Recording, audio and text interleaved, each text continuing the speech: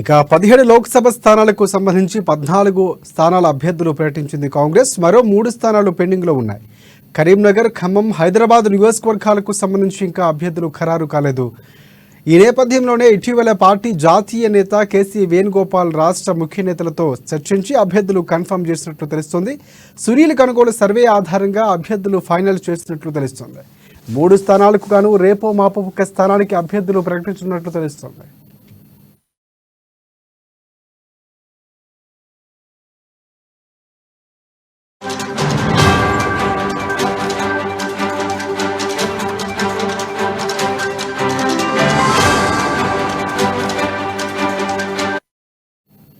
ఇక పెండింగ్లో ఉన్న 3 స్థానాల్లో ఖమ్మం సీటు అత్యంత కీలకంగా మారింది. ఖమ్మం నుంచి కాంగ్రెస్ తరఫున ఎవరు పోటీ చేసినా గెలుపు లాంఛనమే. ఇక ఈ నేపథ్యంలో ఖమ్మం ఎంపీ టికెట్ పోటీ పెరిగింది. జిల్లా మంత్రులు భట్టి విక్రమార్క, పొంగులేటి శ్రీనివాసరెడ్డి, తుమ్మల కుటుంబ సభ్యుల నుంచి పార్లమెంటుకు ఆసక్తిని చూపిస్తున్నారు. ఖమ్మం నుంచి మంత్రి పొంగులేటి శ్రీనివాసరెడ్డి సోదరుడు ప్రసాద్ రెడ్డి, మండప వెంకటేశ్వరరావు, భట్టి విక్రమార్క, సత్యమణి, మల్లు నందిని పేర్లను పరిశీలిస్తున్నారు పార్టీ పెద్దలు. ఇక కరీంనగర్ నుంచి వెలిసాల రాజేంద్రరావు దాదాపుగా ఖరారైనట్లు తెలుస్తోంది. హైదరాబాద్లో మహమ్మద్ సమీరుల్లా ఖాన్ను ఫైనల్ చేసినట్లు తెలుస్తోంది.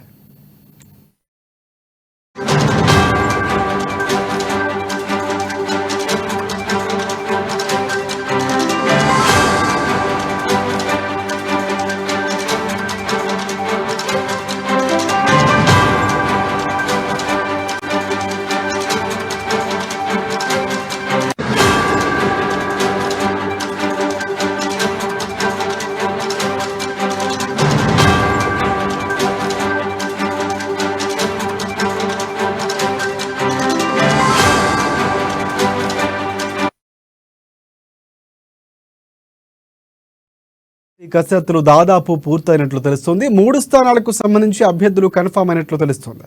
పలుమార్లు చర్చలు జరిపిన పార్టీ జాతీయ రాష్ట్ర నాయకత్వం పెండింగ్ స్థానాలకు అభ్యర్థులు ప్రకటించబోతున్నట్లు తెలుస్తోంది. ఈ అంశానికి సంబంధించి పూర్తి అప్డేట్స్ అందించేందుకు మా ప్రతినిధి హరీష్ మనకి లైవ్లో సిద్ధంగా ఉన్నారు. హరీష్, చెప్పండి, కాంగ్రెస్ పార్టీ చాలా కీలకంగా 3 స్థానాలు ఎప్పుడెప్పుడు అని ఒక రకంగా వెయిట్ చేపిస్తున్నటువంటి పరిస్థితి కనిపిస్తుంది. చాలా ఆసక్తిగా ఎదురు చూస్తున్నారు అభ్యర్థులు, ఆశావాహులు ఎక్కువగా ఉండటం. సో ఫైనల్ అయినటువంటి పరిస్థితి ఉందా? సో ఇంతవరకు ఎవరు కన్ఫర్మ్ అయ్యారు? ఏమైనా అప్డేట్స్ ఉన్నాయా? అయితే థ్యాంక్ యూ రాజశేఖర్. కాంగ్రెస్ పార్టీకి సంబంధించి తెలంగాణలో 17 పార్లమెంట్ సెగ్మెంట్లకు సంబంధించి కూడా 14 సెగ్మెంట్లను ప్రకటించింది. ఇక ప్రధానంగా 3 సెగ్మెంట్లకు సంబంధించి కూడా పెండింగ్లో వస్తున్న నేపథ్యం కనిపిస్తుంది. ఖమ్మం సెగ్మెంట్ కావచ్చు, హైదరాబాద్ సెగ్మెంట్, కరీంనగర్ సెగ్మెంట్, ఈ 3 సెగ్మెంట్లకు సంబంధించి కూడా పోటాపోటీ నెలకొన్న నేపథ్యం ఉన్నది. ఇక ముఖ్యమైన కీలక నేతలు, మంత్రుల కుటుంబ సభ్యులకు సంబంధించి కూడా ఆ టికెట్లు ఆశిస్తున్న నేపథ్యం కనిపిస్తుంది. కాబట్టి దానిపైన కూడా సిఈసి భేటీలో కూడా దీనిపైన కూడా ఏకాభిప్రాయం కుదరలేదు. ఇక దానికి సంబంధించి వచ్చి ఎల్లుండి 18వ తేదీన ఏదైతే నోటిఫికేషన్ ఇష్యూ అవబోతుంది. కాబట్టి నోటిఫికేషన్ ఇష్యూ తర్వాత నామినేషన్ల స్వీకరణ కార్యక్రమం కొనసాగుతున్న నేపథ్యం అవుతుంది. ఇక మొత్తంగా ఈ 3 సెగ్మెంట్లకు సంబంధించి కూడా ఇక ఫైల్ అయినట్లుగా తెలుస్తున్న నేపథ్యం ఉన్నది. ఇక ప్రధానంగా దీనికి సంబంధించి ఈరోజు లేదా రేపు ప్రకటించే అవకాశాలకి కనిపిస్తున్నాయి. ఇక 3 సెగ్మెంట్లకు సంబంధించి కూడా అంటే అభ్యర్థులకు సంబంధించి కూడా ఫిల్టరింగ్ కూడా కసరత్తు పూర్తయినట్టుగా తెలుస్తుంది. ఇక ప్రధానంగా ఖమ్మం సెగ్మెంట్కి సంబంధించి కూడా పరిశీలనలు కొనసాగుతున్నట్టుగా తెలుస్తున్న నేపథ్యం కనిపిస్తుంది. ఇక ఖమ్మం సెగ్మెంట్కి సంబంధించి ఇక్కడ ఉప ముఖ్యమంత్రి సతీమణి మల్లు నందిని అక్కడ ఈ సెగ్మెంట్కి సంబంధించి కూడా టికెట్ ఆశిస్తున్న నేపథ్యం ఉంది. ఇక మంత్రి పొంగులేటి శ్రీనివాసరెడ్డి సోదరుడు ప్రసాద్ రెడ్డి టికెట్ ఆశిస్తున్నారు. ఇక మండవ వెంకటేశ్వరరావుకి సంబంధించి కూడా మాజీ మంత్రి ఆయన టికెట్ ఆశిస్తున్న నేపథ్యం ఉన్నది. ఇక ఈ ముగ్గురికి సంబంధించి ఇప్పటికే ఆ పరిశీలనలో కొనసాగుతున్న నేపథ్యం ఉన్నది. ఇక కరీంనగర్ సంబంధించి కూడా వెలిసాల రాజేంద్రరావు పేరుగా దాదాపుగా కరైనట్టుగా తెలుస్తుంది. కరీంనగర్ సెగ్మెంట్కి సంబంధించి కూడా వెలుమ సామాజిక వర్గం సంబంధించిన ఓటు బ్యాంకు అధికంగా ఉంటుంది. అక్కడ ఓటర్లు అధికంగా ఉంటారు. కాబట్టి ఆ సామాజిక వర్గానికి సంబంధించి కూడా వెలిసాల రాజేందర్కి టికెట్ ఇచ్చే విధంగా కూడా ఏఐసిసి పరిశీలనలో ఉన్నట్టుగా తెలుస్తుంది. ఇక హైదరాబాద్ సెగ్మెంట్కి సంబంధించి హైదరాబాద్ డిసిసి అధ్యక్షుడు సమీరుల్లా ఖాన్ పేరు కూడా దాదాపుగా ఖరైనట్టుగా తెలుస్తుంది. ఇక మొన్న జరిగిన ఏదైతే నోవాటెల్లో ఏఐసిసి రాష్ట్ర కార్యదర్శి కేసీ వేణుగోపాల్ నిన్న ముఖ్య నేతలతో కూడా భేటీ అయ్యారు. ప్రధానంగా ఈ 3 సెగ్మెంట్ల పైన కూడా ఆయన అభిప్రాయాలు తీసుకున్నారు. మరోవైపు ఏదైతే సునీల్ కనుగోలు కూడా కేసీ వేణుగోపాల్తో కూడా మొన్న భేటీ జరిగింది. ఇక 3 సెగ్మెంట్లకు సంబంధించిన అభ్యర్థులు పైన కూడా సర్వేలు చేయడం జరిగింది. ఆ సెగ్మెంట్లలో ఎవరికి బలంగా ఉన్నది, ఏ అభ్యర్థిని అక్కడ బరిలో నిలిపితే ఖచ్చితంగా గెలిచే అవకాశాలు ఎక్కువ ఉన్న దానిపైన కూడా పూర్తిగా సునీల్ కనుగోలు సర్వే చేసిన నేపథ్యం ఉన్నది. ఇక మరోవైపు ఏఐసిసి కూడా అక్కడ సర్వేలు చేసిన నేపథ్యం ఉంది. ఇక వీటన్నిటిని నివేదికలు దగ్గర ఉంచుకొని ఏదైతే ఏఐసిసికి సంబంధించి కూడా ఇప్పుడు 3 సెగ్మెంట్లకు సంబంధించిన అభ్యర్థులను కూడా ఖరారు చేసిలో పనిలో పడ్డది. ఇక పూర్తిగా ఈ 3 సెగ్మెంట్లకు సంబంధించి కూడా ప్రధానమైన పోటీ ఉన్నది కాబట్టి ఇక ఆచితూచి అడుగులు వేస్తున్న నేపథ్యం ఉన్నది. ఇక ఏదైతే ఈ నెల 18న ఎల్లుండి నోటిఫికేషన్ ఇష్యూ అవుతుంది కాబట్టి ఇక ఈ రోజు రేపు సంబంధించిన గడువు ఉన్నది కాబట్టి ఈ రోజు లేదా రేపు కాంగ్రెస్ పార్టీకి సంబంధించిన 3 సెగ్మెంట్లకు అభ్యర్థులను ప్రకటించే అవకాశం అయితే ఉంది. హరీష్, ఒకటి ముందు నుంచి కూడా ఖమ్మంకి సంబంధించి కంచుకోట కాంగ్రెస్ పార్టీకి.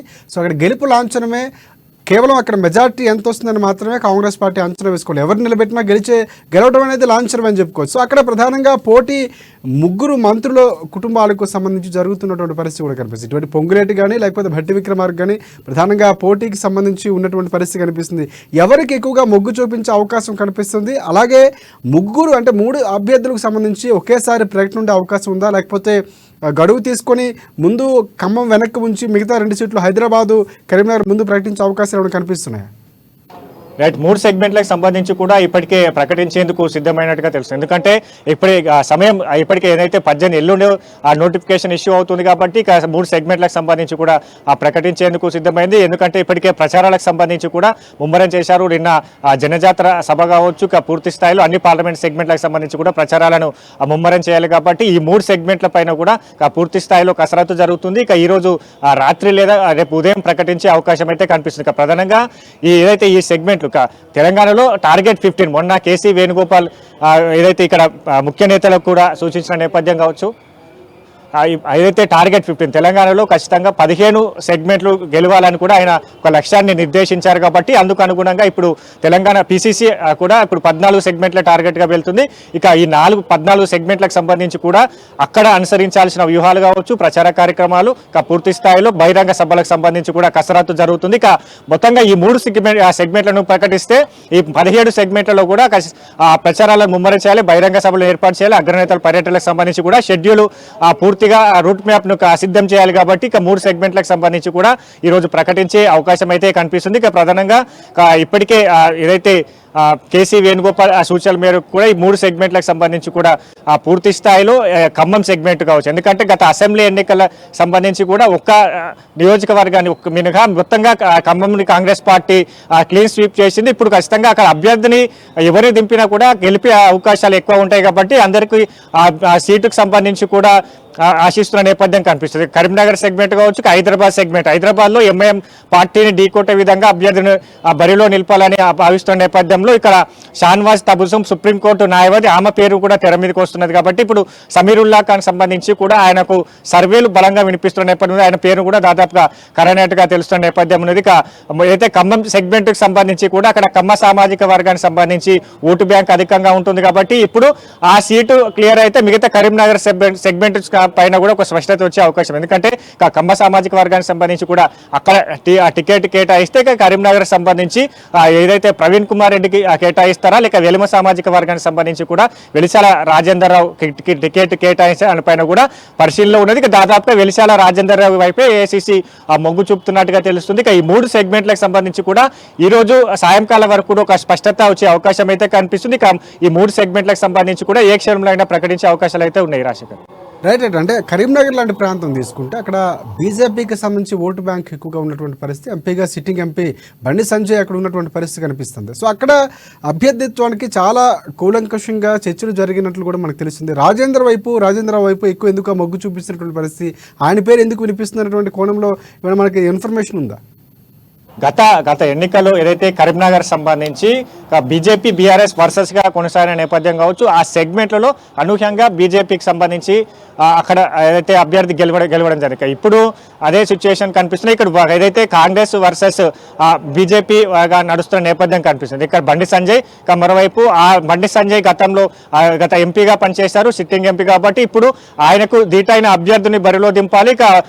ఏదైతే కాంగ్రెస్ పీసీసీ ఏదైతే ప్రత్యేక వ్యూహాలను కూడా కరీంనగర్ సెగ్మెంట్కి సంబంధించి కూడా సిద్ధం చేసిందని చెప్పొచ్చు. ఎందుకంటే ఏదైతే కరీంనగర్ సెగ్మెంట్కి సంబంధించి కూడా అక్కడ వెలుమ సామాజిక వర్గానికి సంబంధించిన ఓటు బ్యాంక్ అధికంగా ఉంటుంది. ఇక బీసీ సామాజిక వర్గానికి సంబంధించి కూడా ఆ ఓటు బ్యాంకు అధికంగా ఉంటుంది. ఇప్పటికే చేరికల అంశం కావచ్చు, కరీంనగర్ సెగ్మెంట్కి సంబంధించి కూడా ఇక్కడ బీజేపీ బీఆర్ఎస్ కీలక నేతలు, అక్కడ పార్టీకి సంబంధించి కూడా గతంలో పనిచేసిన ముఖ్య నేతలంతా కూడా కాంగ్రెస్ పార్టీలో చేరిపోయిన నేపథ్యం కనిపిస్తుంది. ఇక సిట్టింగ్ ఎంపీ ప్రవీణ్ కుమార్ రెడ్డి కూడా ఏదైతే ఇప్పుడు కాంగ్రెస్ పార్టీలో చేరారు. ఇక పూర్తిగా చేరికలపైన ఫోకస్ చేసింది. ఇక పూర్తి స్థాయిలో కరీంనగర్ సెగ్మెంట్కి సంబంధించి అక్కడ అనుసరించాల్సిన వ్యూహాలతోనే ఇప్పుడు వెలిసాల రాజేంద్రరావు పేరును తెర మీదకి వస్తున్నట్టుగా తెలుస్తుంది. పూర్తిగా ఆ సెగ్మెంట్కి సంబంధించి గతంలో కరీంనగర్ సెగ్మెంట్ సంబంధించి కూడా బండి సంజయ్ అక్కడ ఎంపీగా కొనసాగుతున్న నేపథ్యం ఉన్నది కాబట్టి అక్కడ ఏదైతే కేంద్ర ప్రభుత్వం ఇచ్చిన హామీలను వీటన్నిటిని కూడా వివరిస్తూ గత అసెంబ్లీ ఎన్నికల్లో కూడా ప్రచారాలు నిర్వహించారు. ఇప్పుడు సంబంధించి కూడా మరోవైపు ఈ సామాజిక సమీకరణ దృష్ట్యా అభ్యర్థి ఎంపిక కావచ్చు, కరీంనగర్ సెగ్మెంట్కి సంబంధించి ప్రచార కార్యక్రమాలు కావచ్చు, వీటన్నిటిని దృష్టిలో ఉంచుకొని ఆ సెగ్మెంట్కి సంబంధించి కూడా అభ్యర్థిని టికెట్ కేటాయించే అవకాశాలు కనిపిస్తున్నాయి. ఖమ్మం సెగ్మెంట్కి సంబంధించి కూడా ఖమ్మం ఎందుకంటే కాంగ్రెస్ పార్టీ క్లీన్ స్వీప్ చేసింది కాబట్టి ఖమ్మంలో అభ్యర్థి ఎవరిని బరిలో నింపినా కూడా ఖచ్చితంగా గెలిచే అవకాశాలు ఉన్నాయి కాబట్టి అభ్యర్థి పైన ఇప్పుడు కసరత్తు జరుగుతుంది. ఎందుకంటే ముఖ్య నేతలు మంత్రుల కుటుంబ సభ్యులు కావచ్చు, ఉప ముఖ్యమంత్రి కుటుంబ సభ్యులు టికెట్ ఆశిస్తున్నారు. మరోవైపు పొంగులేటి శ్రీనివాసరెడ్డి సంబంధించి ఆ సోదరుడు ప్రసాద్ రెడ్డికి ఆ టికెట్ కేటాయిస్తే ఇప్పుడు ఆ బీసీ నేతలు దానిపైన కూడా పట్టుబడుతున్న నేపథ్యం. ఎందుకంటే ఇప్పటికే రెడ్డి సామాజిక వర్గానికి సంబంధించి కూడా అత్యధికంగా ఎంపీ టికెట్లు కేటాయించారు కాబట్టి ఇప్పుడు అక్కడ రెడ్డి సంబంధించి టికెట్ కేటాయిస్తారా లేదంటే ఇక ఈ మూడు పేరు తెర మీరు సామాజిక సమీకరణ దృష్ట్యా ఇక ముగ్గురు పేర్లు కూడా ఏసీసీ పరిశీలనలో పెట్టినట్టుగా తెలుస్తుంది. ఇక ఏ క్షణంలో అయినా ఖమ్మం ఆ సెగ్మెంట్ కు సంబంధించి కూడా ఒక ఉత్కంఠ కొనసాగుతున్న నేపథ్యం అయితే ఉన్నది. ఇక దాంట్లో ఎవరికి టికెట్ కేటాయిస్తారు, ఒక సామాజిక సమీకరణలు దృష్టిలో ఉంచుకుంటారా లేదంటే అభ్యర్థికి సంబంధించి కూడా గెలిచే అవకాశాలు ఎక్కువగా ఉన్నాయి కాబట్టి అభ్యర్థికి సంబంధించి కూడా ఏ విధంగా ఏసీసీ నిర్ణయం తీసుకున్న పైన కూడా అభ్యర్థులతో పాటుగా పీసీసీ నేతలు కావచ్చు, కాంగ్రెస్ నేతలు కూడా ఖమ్మం ఆ సెగ్మెంట్ పైన కూడా ఒక ఉత్కంఠత కొనసాగుతున్న నేపథ్యం. పూర్తిగా దీనికి సంబంధించి కూడా ఈ రోజు సాయంత్రం ఉదయం అయితే రేపు ఉదయం ఒక క్లారిటీ వచ్చే అవకాశం అయితే ఉంది.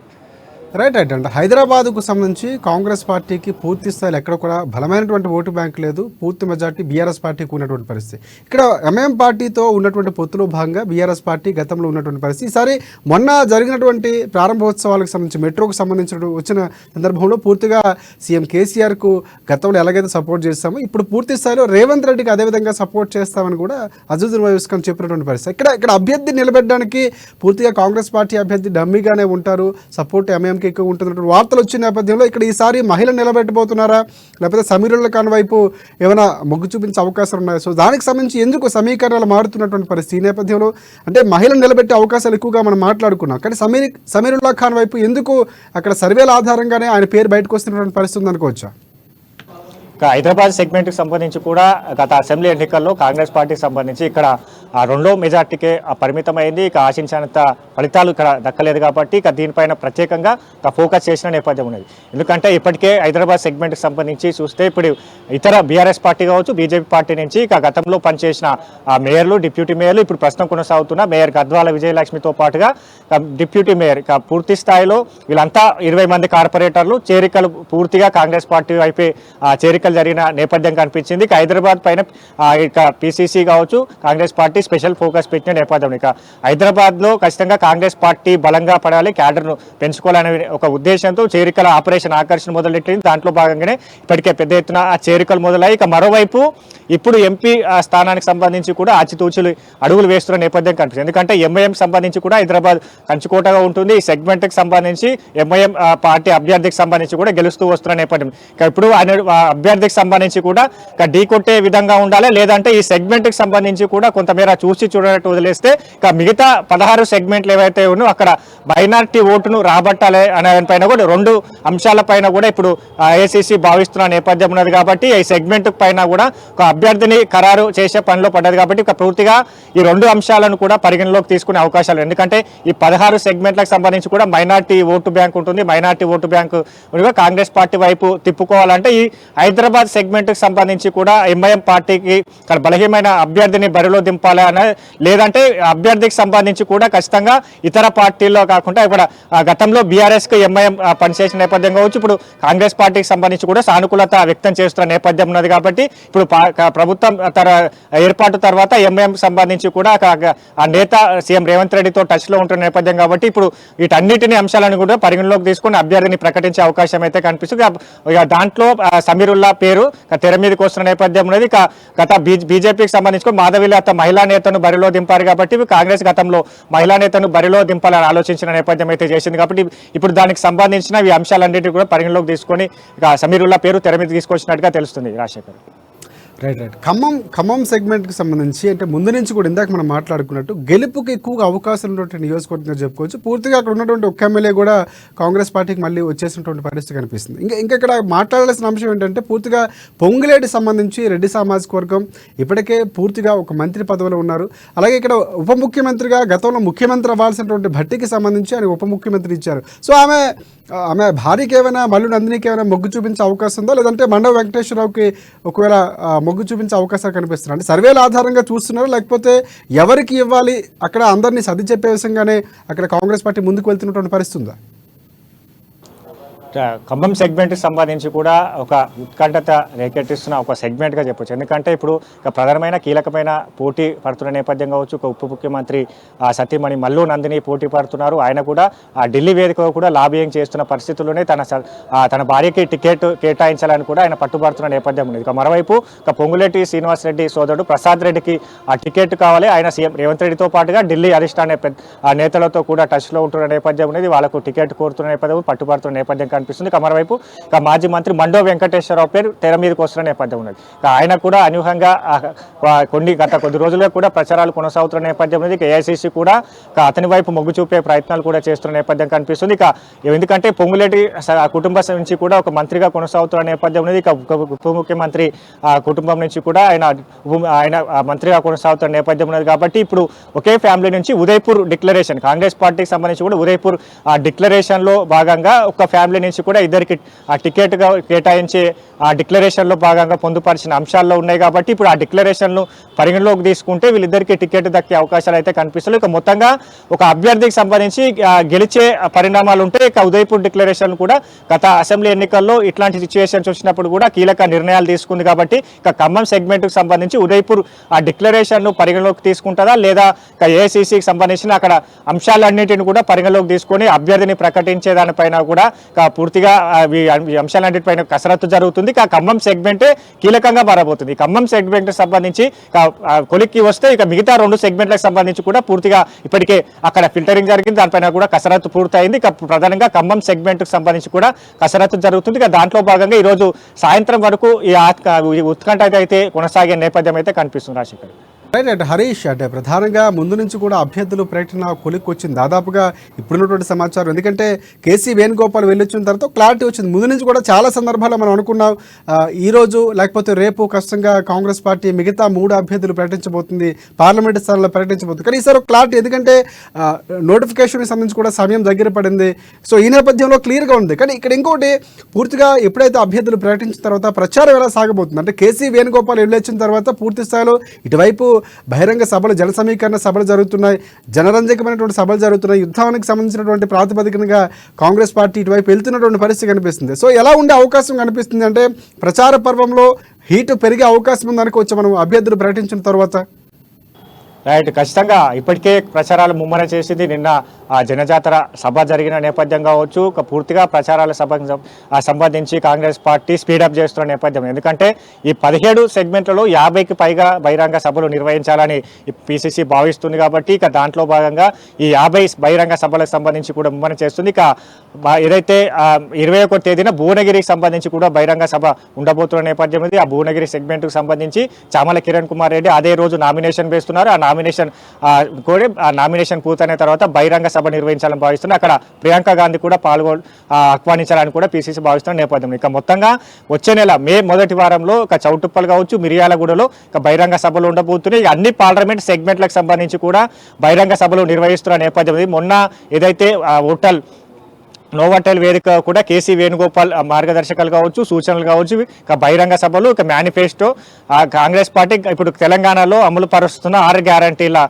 పూర్తిగా ప్రజల్లోకి తీసుకెళ్లాలి. జాతీయ స్థాయి మేనిఫెస్టో పంచనాయ పత్రం పేరుతో ఇంటింటికి ప్రచారాలను ముమ్మరం చేయాలి కాబట్టి పూర్తిగా ప్రచారాలకు సంబంధించి కూడా కాంగ్రెస్ పార్టీ స్పీడప్ చేసింది. దాంట్లో భాగంగానే జనదాతర సభలు జరుగుతున్నాయి, బహిరంగ సభలు జరుగుతున్నాయి. ఇక మరోవైపు అన్ని పార్లమెంట్ సెగ్మెంట్లకు సంబంధించి ఎన్నికల సన్నాహక సభలు నిర్వహిస్తున్న నేపథ్యంలో సమావేశాలు నిర్వహిస్తున్నారు. ఇక పూర్తిగా ఏదైతే 17 పార్లమెంట్ సెగ్మెంట్లలో ఒక బలహీనమైన పార్లమెంట్ సెగ్మెంట్లను కూడా గుర్తించడం జరిగింది. దాంట్లో భాగంగా హైదరాబాద్ కావచ్చు, ఉత్తర తెలంగాణకు సంబంధించిన కొన్ని జిల్లాలో అసెంబ్లీ నియోజకవర్గాల్లో కాంగ్రెస్ పార్టీకి సంబంధించి గత అసెంబ్లీ ఎన్నికల్లో 2 మెజార్టీకి పరిమితమైంది కాబట్టి అక్కడ అనుసరించాల్సిన వ్యూహాలు కావచ్చు, అక్కడ ఆహ్వానించే అగ్రనేతలు కావచ్చు, వీటన్నిటిని కూడా షెడ్యూల్ రూపొందిస్తున్న నేపథ్యంలో ఇక పూర్తిగా బహిరంగ సభలకు సంబంధించి కూడా జనజాతర పేరుతో కూడా బహిరంగ సభలు నిర్వహించే అవకాశం ఉంది. ఇక నిన్నటితో మొదలైన ప్రచారాలు ఇక ముమ్మరం చేయగా ఇక మొత్తంగా ఈ 3 సెగ్మెంట్లను ప్రకటించిన తర్వాత పూర్తిగా 17 సెగ్మెంట్లలో బహిరంగ సభలు కావచ్చు, సమావేశాలు కావచ్చు, రోడ్ షోలు,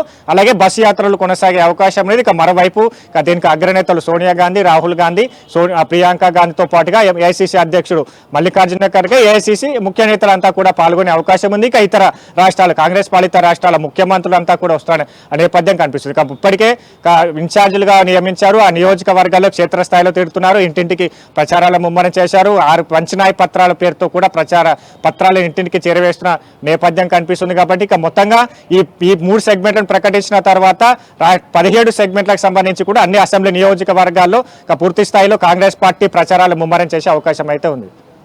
రైట్ హరీష్, అంటే చివరిగా చూసుకుంటే అంటే కాంగ్రెస్ పార్టీ ఇప్పటికే మీరు అన్నట్టు జనజాతర సభ చాలా ప్రతిష్టాత్మకంగా నిర్వహిస్తున్నటువంటి పరిస్థితి. అక్కడ తుక్కుగూడ సభతో మొదలైనటువంటి ప్రసంగం పూర్తి స్థాయిలో సమరశంఖం కొనసాగుతున్నటువంటి పరిస్థితి. సో ఇక్కడ ఇంకొకటి నిన్న ప్రకటించినటువంటి ప్రసంగాలు పూర్తి స్థాయిలో చూసుకుంటే నిన్న రేవంత్ రెడ్డి ప్రసంగంలో పూర్తి స్థాయిగా ముందు నుంచి కూడా ప్రతిపక్షాలు విమర్శిస్తున్నటువంటి రైతు బంద్ ఏదైతే ఉందో, అంటే రైతులకు రుణమాఫీ అంశం అనేది ప్రధానంగా లేవనెత్తినటువంటి పరిస్థితి. సో ఆగస్టు 15 ఆగస్టు కల్లా మేము పూర్తిగా రుణమాఫీ చేస్తామని చెప్పినటువంటి పరిస్థితి కనిపిస్తూ ఉంది. సో అది కొంతవరకు కూడా కలిసి వచ్చే అంశం అనుకోవచ్చా? ఎందుకంటే డిసెంబర్ 9న చేస్తామన్నటువంటి చాలా ప్రసంగాల్లో చెప్పినటువంటి ముఖ్యమంత్రి గతంలో సో ఇప్పుడు పూర్తి స్థాయిగా విస్మరించి ఆగస్టు వరకు వెళ్ళిపోయిందని విమర్శలు చేస్తున్నారు. ఇటువైపు హరీష్ రావు కానీ లేకపోతే ఇటువైపు కిషన్ రెడ్డి కానీ. సో అది తిప్పికొట్టడానికి కాంగ్రెస్ ప్రభుత్వం ఎలా ముందుకు వెళ్ళే అవకాశం ఉంది?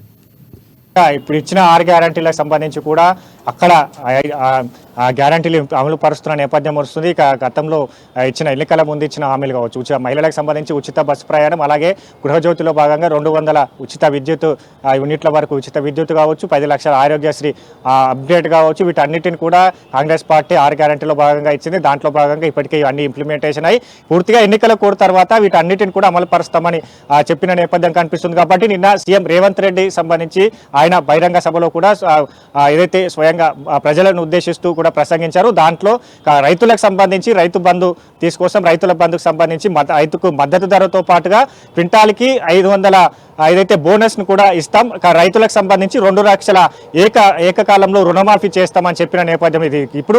ఇప్పుడే కాదు, గత అసెంబ్లీ ఎన్నికల్లో కూడా కాంగ్రెస్ పార్టీ మేనిఫెస్టోలో పెట్టింది. గత అసెంబ్లీ ఎన్నికల్లో ముందు గెలిచిన తర్వాత కూడా ఇంప్లిమెంట్ చేస్తామని కూడా చెప్పిన నేపథ్యం. దీనిపైన రివ్యూలు చేశారు. పూర్తిగా రైతులకు సంబంధించి మద్దతు ధర కావచ్చు, రైతులకు సంబంధించి ఏదైతే ధాన్యం కొనుగోలు కేంద్రాలు కావచ్చు, వీటన్నిటిపైన రివ్యూ చేస్తున్న నేపథ్యంలో ఇక పూర్తిగా వీటన్నిటిని అంచనా వచ్చిన తర్వాతనే ప్రకటిస్తామని నిన్న సీఎం రేవంత్ రెడ్డి ప్రజలకు హామీ ఇచ్చారు. కాబట్టి ఖచ్చితంగా ఇంప్లిమెంట్ ఏదైతే ఈ హామీ ప్రజల్లోకి చేరే అవకాశం అయితే కనిపిస్తుంది.